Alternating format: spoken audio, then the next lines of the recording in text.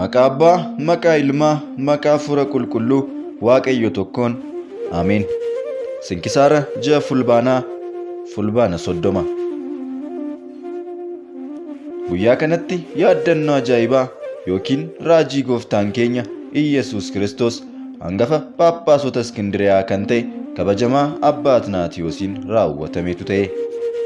Kunis yeroo Qunxisxiinoos inni lammaffaan gara amantaa Ariyoos ishee xurooftutti seenutti hangafa Phaaphaasii Iskindiriyaa Abbaa Atnaatiyoos ari'ee teessoo Iskindiriyaa irratti Giyoorgis isa hin amanne muude. Amantaa Ariyoos akka jabeessuuf warra barumsa Ariyoosiin hin fudhanne garuu hundumaa akka ajjeesuuf ajaje. Warra waraana qabanii fi fardaan lolan baay'ee kenneef. Kanaaf namoota Iskindiriyaa keessaa lakkoofsa kan hin qabne amantoota hedduu ajjeese. Qulqulluun Atnaatiyoosis bakka baqatetti waggaa 6 jiraate. Kana booda gara biyya Qusxinxiinoos xiqqichaa isa ilma Waaqayyo ganee gara Qusxinxiiniyaa deeme. Mootichaanis akkas jedhe, gara teessoo muudamuu kootti na deebifta yoo ta'e na deebisi, kun hin ta'u taanaan gonfoo dhugaa ba'umsa koo akkan fudhadhuuf na ajjeesi jedheen. Dhahaa kutuu osoo hin qabaatiin nyaataa fi dhugaatii osoo isaaf hin kennin achi keessatti akka isa dhiisan ajaje. Mootichis yookiin gadi liqinfamee yookiin immoo beelaa fi dheebuudhaan akka du'utti yaadee ture. Amantaa ishee sirrii jijjiiruu isaatiif akka isa hin arrabsineef irraa akka boqotuuf akkas godhe. Akkasuma akkuma mooticha ajajeen qulqulluun Atnaatiyoos irratti raawwatan. Mootichi buddeen fi bishaan kennuu fi dhiisus buddeen samiirraa bu'ee fi bishaanis lafa keessaa burqeefii jira. Nama doonii oofuuf yoo isa dhorkates kunoo addunyaa hundumaa jecha isaatiin kan eegu kan qajeelchu kan wajjin ture. Kan qajeelchutu isa wajjin ture. Kanaafis dooniin qulqulluun Atnaatiyoos keessa taa'e sun ergamoonni waan oofaniif nagaa fi tasgabbiidhaan deemte. Guyyaa sadaffaattis buufata doonii Iskindiriyaa geesse. Kiristaanonnis tikseen isaanii gaariin sun akka ga'e yeroo dhaga'anitti baay'ee gammadan. Ibsaa qabatanii faarfannaa galataatiin simachuuf ni ba'anii. Waaqayyoon galateeffataa gara mana kiristaanaa seensisan. Giyoorgis inni amantii hin qabne sun firoota isaa wajjin ba'ee deeme. Guyyaa sanas qulqulluun Atnaatiyoos Waaqayyoof ayyaana guddaa ayyaanesse. Namoonni Iskindiriyaas hamma ari'atti hamma har'aatti ni kabaju. Kabaja guddaa kanaaf isaan filatee kan isaan kabaje galanni Waaqayyoof haa ta'u. Suunni qulqulluu Atnaatiyoos nu wajjin haa ta'u bara baraan. Ameen. Guyyaa kana yaadannoo hangafa Phaaphaasii Armaniyaatu raawwate. Sogni isaa nurra haa bulu bara baraan. Ameen. Guyyumti kun guyyaa ijoollee Zabdiyoos kan ta'an Yaaqoobii fi Yohannis itti waamamanidha. Akkasumas guyyaa yaadannoo Abbaa Bulaa Marrayyuu Bitruusii fi wareegamaa Astaarees fa'aadha. Sogni isaanii nurra haa bulu bara baraan. Ameen. Guyyaa kanatti qulqulluun Abbaa Saalusii ni boqote. Qulqulluun kunis akka maraatu of godhee qabsuura geggeessaa ture. Dhoksee soomaa ni kadhatas. Nama biratti garuu homaa hin soomu hin kadhatus. Ganama yeroo hundumaa sooranni isaa margadhaa namoota fulduratti alaanfatas.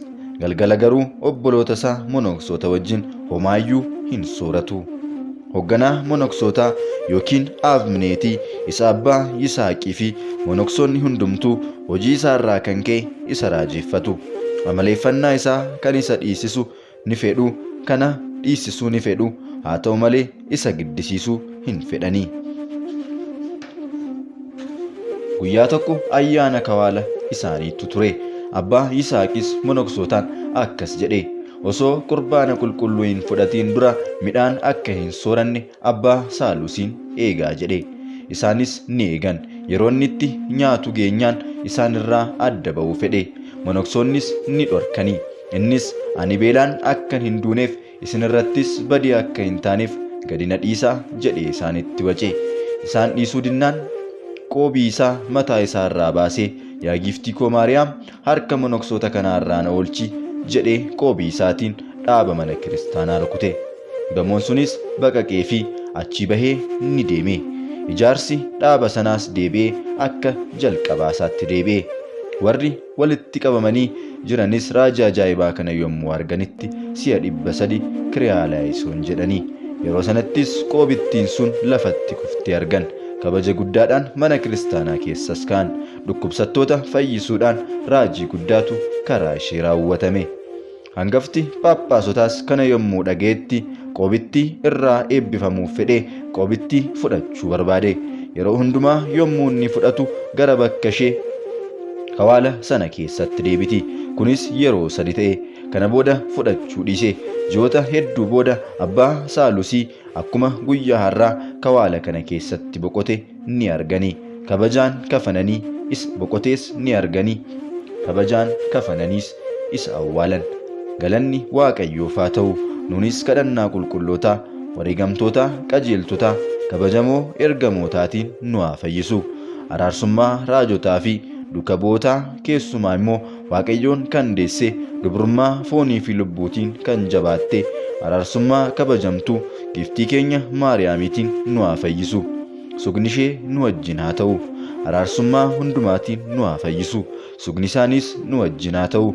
Sugni qulqulloota hundumaa dursa hangafoota paappaasotaa wajjin kiristaanota hundumaa keenya wajjin haa ta'u bara baraan. Ameen.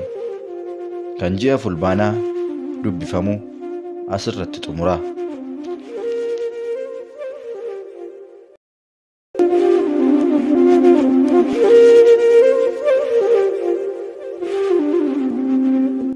Abbaa keenya samiirra kan jiraattu maqaan kee haa galatamu.